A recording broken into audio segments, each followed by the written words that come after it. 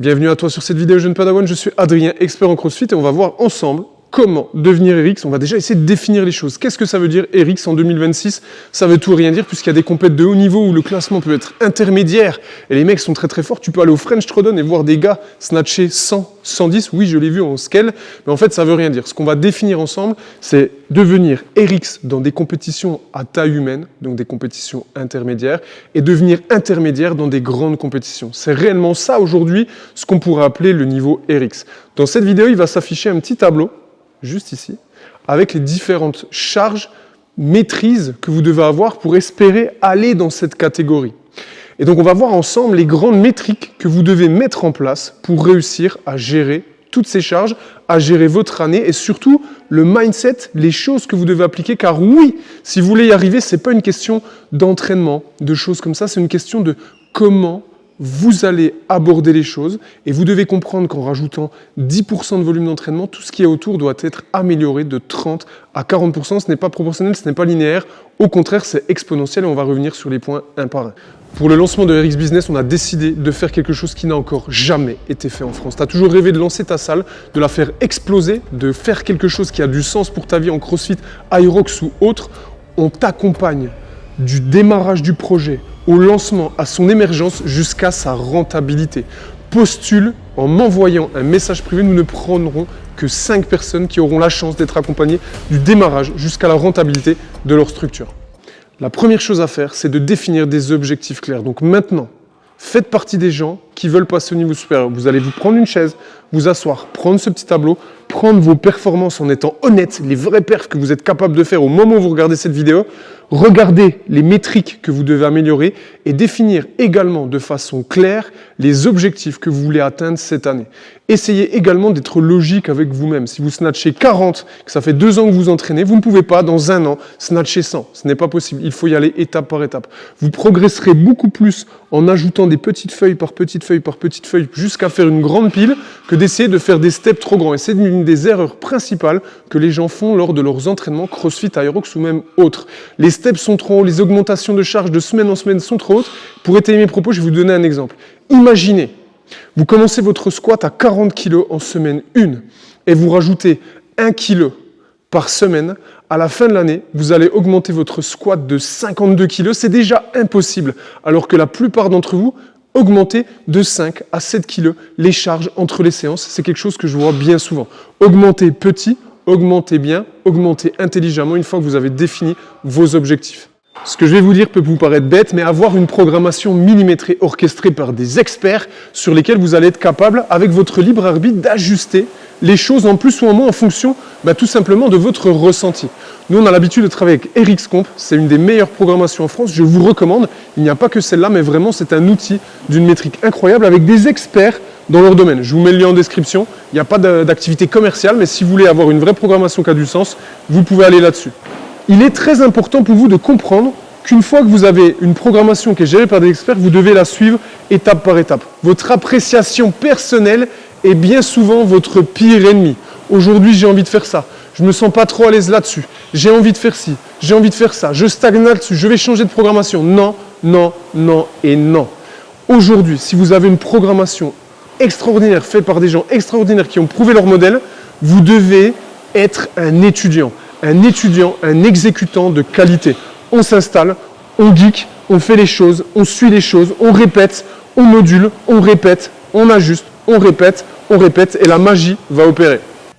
Point numéro 3 et pas des moindres, vous devez améliorer votre culture sportive. C'est un des points les plus sous-cotés de l'entraînement. Et je vais vous donner un exemple très factuel.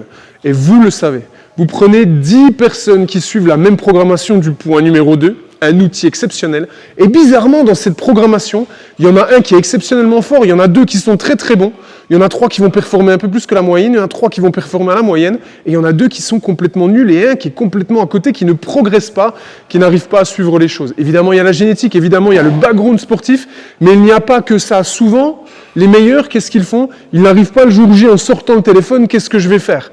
Ils ont regardé les tutos, ils ont regardé les choses, et je vais vous expliquer quelque chose.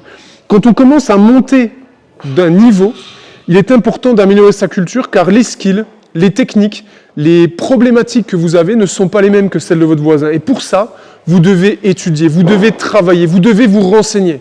Il n'y a pas besoin pour être RX d'être un expert de l'entraînement, mais vous devez au moins avoir une culture sur vous, vous-même, vos défauts et vos solutions. Vous devez comprendre ce que vous faites, vous devez comprendre la mécanique de l'entraînement et vous devez l'améliorer étape par étape. Et on s'inspire des meilleurs pour s'améliorer. Et je vais vous donner un autre exemple. J'ai passé du temps avec Kiel Host, vous pouvez voir la vidéo ici pour ceux qui veulent, un des meilleurs crossfitters du monde, le meilleur crossfitter européen. Et eux-mêmes, à leur niveau, tous les jours, ils s'instruisent de façon exponentielle. Le matin en se levant, pendant qu'ils s'étirent, ils regardent Wood, ils analysent la technique, la théorie, pourquoi l'autre a été à cette vitesse-là, qu'est-ce qui s'est passé. Et donc si même eux font ce travail-là, il est important de comprendre que si les meilleurs le font, on doit essayer de prendre un petit peu d'eux. Et donc améliorez-vous au niveau de votre culture, ça vous servira à passer au niveau supérieur. Point numéro 4, comprendre ce qu'est le sport CrossFit. Si vous vous entraînez 4 fois 1 heure par semaine, il n'y a quasiment aucune chance que vous soyez RX. Sauf votre coach qui s'entraîne depuis 10 ans et qui est juste là pour maintenir son niveau. Car je vois le petit commentaire, ouais, moi je connais un gars, il s'entraîne 3 fois 45 minutes, il est trop fort. Oui, il y en a. Est-ce que c'est la majorité? Non. Est-ce que tu peux le faire si tu n'as jamais été RX? Non. Le CrossFit est un sport de volume, qu'on le veuille ou non, car il y a plein de caractéristiques à maîtriser. C'est pour ça que le volume et l'intensité doivent bien concorder. Vous ne pouvez pas vous mettre une pile tous les jours et vous ne pouvez pas vous entraîner 3 fois 35 minutes par semaine et espérer aller dans un niveau qui est tout à fait honorable dans notre activité. C'est pareil pour l'Aerox. Imaginez, si vous faites du triathlon, vous préparez pour essayer de finir dans le premier tiers et vous dites, bon, cette semaine, je fais une petite sortie natation, une petite sortie vélo, et puis je vais essayer de courir 1 à 2 fois par semaine. Qu'est-ce qui va se passer quand vous allez faire votre triathlon? Disclaimer, vous allez être dans le dernier tiers et pas le premier tiers.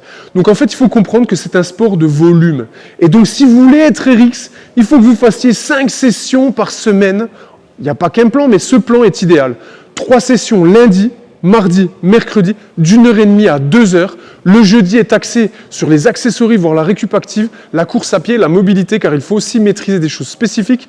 Le vendredi, le samedi, à nouveau des sessions d'1h30 à 2h. Et le dimanche, reste avec de l'active recovery. Si vous n'avez pas ce volume d'entraînement-là, il y a très fort à parier que vous n'arriverez pas à franchir ce cap. Et oui, les amis, il faut être prêt à faire des sacrifices pour monter en performance.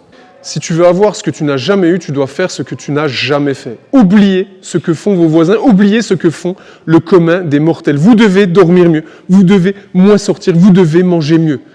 Hard work pay off. C'est pas moi, c'est de Matthew Fraser, j'aurais pu l'inventer, mais c'est pas de moi. Ce que je veux dire par là, c'est qu'une fois que vous allez travailler dur, les métriques de récupération sont tout autant importante. Vous détruisez de la fibre, vous travaillez dur, vous créez une dette, que ce soit sur votre système nerveux, votre système musculaire, votre système cardiovasculaire, eh bien, il faut qu'il se répare un peu mieux que la dégradation que vous avez causée pour être tout simplement capable, à l'effort suivant, au bon moment du cycle, d'être un petit peu plus performant. Vous comprenez donc que vous devez vous entraîner dur, plus dur que le temps des mortels, mais si vous vous entraînez 10% de plus, votre récupération au niveau du sommeil, des sorties et de l'alimentation ne doit pas être 10% meilleure. Il doit être 30-40% meilleur. Ce n'est pas proportionnel, je le disais au début de la vidéo, c'est exponentiel et ces métriques-là sont quasiment les plus importantes en plus de l'entraînement, c'est au moins du 50-50. Point numéro 6, le mindset du sportif de haut niveau. Vous devez accepter que l'entraînement est une sinusoïde. Il y a des jours où vous allez vous sentir capable d'intégrer les Avengers et bizarrement, 2 jours après, ce serait tout juste intégrer la patte patrouille. Vous avez compris, c'est assez marrant ce que je vous dis, mais l'entraînement, il est dur, il y a des jours avec, des jours sans, et votre capacité à ne pas être trop hypé par les jours avec et au contraire à ne pas trop être déshypé avec les jours sans fera votre régularité. On voit bien souvent des gens Red Bull, hyper intense, je fais mon clean, je suis trop hypé, le lendemain ou quelques jours après, finalement je ne suis pas si loin que ça de mes pourcentages, le mood est dur, on est en bas de mood, la journée est horrible, l'influence de l'état d'esprit. Ah, ne soyez pas trop haut, trop bas. Quand vous faites des choses exceptionnelles, restez humble. Quand vous faites des choses un peu mauvaises, restez humble. Faites confiance au plan, les amis. J'espère que cette vidéo vous a aidé. Abonnez-vous. Passez au niveau RX, rejoignez une programmation qui a du sens et surtout les amis, passez ce putain de niveau supérieur.